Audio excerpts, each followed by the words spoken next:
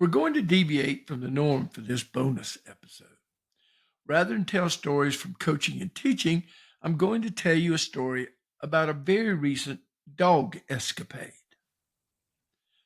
The dogs you see outdid themselves the other night. Well, it was after midnight, so make that the other morning. Now, we have two dogs, a 7-year-old Australian Shepherd, Gilda, who is the best dog in the world, and a 7-month-old Australian Shepherd, Barnaby, who to this point is pretty much hell on wheels. But in addition to our two dogs, we were also keeping my stepdaughter Hannah's dogs, Mackie and Joni, over the weekend, which just adds to all the dog fun that we had.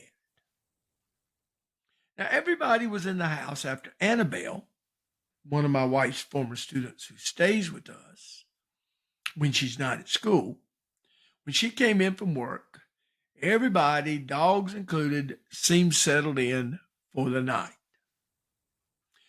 But sometime after midnight, one of those person at your front door notifications pops up as a Ring doorbell notification on my phone. Now, I'm wondering who the hell would be rolling up to my house after midnight. You can't even get in the gate without me knowing. And by the way, the dogs, our two, are hilarious when I let someone in, because you see there's this little ding sound when the gate opens. And both Gilda and Barnaby jump into bed every time they hear that sound with their ears up, and Gilda growls. They know someone is coming to the house. But this time, there was no gate notification. No bark or growl. It was really odd for there to be a person at the front door. So I pull up the notification in time to see Gilda on the front porch.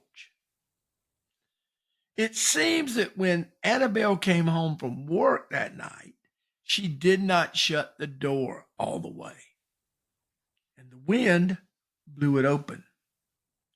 At some point after that, Barnaby took advantage and escaped. Now, the Ring camera didn't pick him up well enough to record him as video, but you can see little flashes of him hanging out near the front porch for about 15 minutes before he heads out to the sidewalk. Now, why no other dogs took advantage and went out, I have no idea, especially my daughter's two dogs, who are notorious for running out. Heck, last summer they escaped along with Gilda, and we had to track them down half a mile away at the lake, with Gilda soaking wet from taking a swim. It was when Barnaby left the area around the porch that Gilda's instincts kicked in. She went out the door and she took off after him, which we will see on the video clip. That's what triggered the notification on my phone. Now, as I said, Gilda is without doubt the best dog in the world, and she takes her responsibility seriously as a house police dog.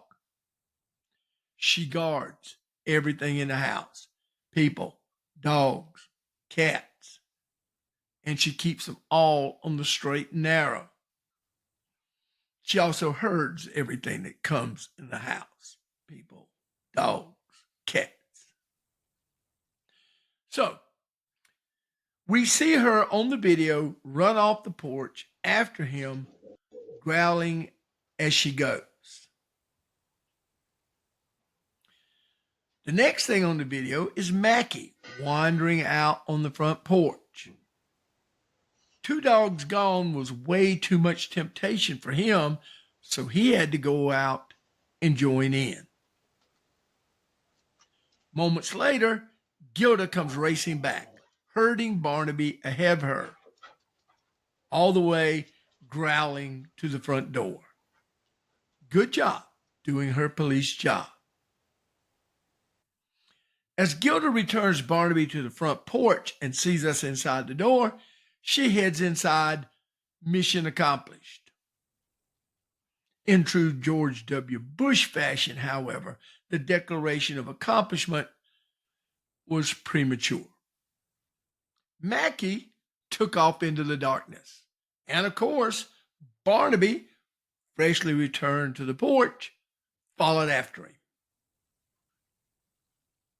We call them. And amazingly, Barnaby comes running back. Good boy. But Mackie, no, he's down the street and he's not coming back, which is fairly typical for Mackie. When he's out on the loose, he always pretends to not know his own name. Now, I will say, to all of their credit, not a single one of those dogs left the sidewalk and went into the street. When Mackie got to the stop sign down the street, he turned right, staying on the sidewalk as he went. They are well trained in dog safety. Meanwhile, I had Annabelle go get a bag of treats to try to lure them back, and she went after Mackie with the bag of treats. But he's not coming back just because some bag. Obviously, he needs proof of what actually in the bag. Mackie's gone a couple of blocks by the time Annabelle catches up to him. She gets to him when he's sidetracked, attempting to pee on one of the neighbors' porches. She stopped him from actually completing that task. But she can't grab him or leash him because for some reason my daughter had taken his collar off. So she comes up with a different plan. She lays down a line of treats on the sidewalk and he begins to gobble them, headed back towards the house. Now, I had gone and got my shoes and keys and went after him. As I approach him, I can see that she is now tossing treats out ahead of him as they go up the sidewalk, getting closer to the house. Little by little, Annabelle Hansel and Gretels him to the house with the treats. Now, mind you, this is all going on between 12:30 and 1 a.m. It's too bad we don't have video of this young girl going down the street in the middle of the night, tossing treats for that dog to eat his way back to the house. We do have video of her leading Mackie up the driveway to the house. By the time they're back, of course, I'm wide awake.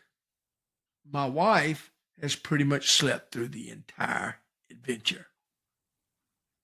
But fun time isn't over. Mackie, you see, has a very sensitive stomach. If he eats anything at all except his regular dog food, he gets gas. Awful gas. Tears to your eyes gas. He's also a scavenger, so he finds any food left around and is not at all above going through the trash. He's also very anxious when his mom is gone, so he sleeps on the floor on my wife's side of the bed. Gilda climbs up into bed to sleep, and Barnaby lays on the floor on my side. Mackie wasn't inside and sleeping very long before we had to get up and put him and the rest of the dogs in the fenced-in backyard for a while. You see, Mackie has the worst case of gas in the history of farting, and we just can't take it anymore. The god-awful smell from hell is so bad that it wakes my wife up. It's even so bad that at one point, Gilda sits up in the bed and looks at me like, what in the hell is that smell? Can you do something about it, please?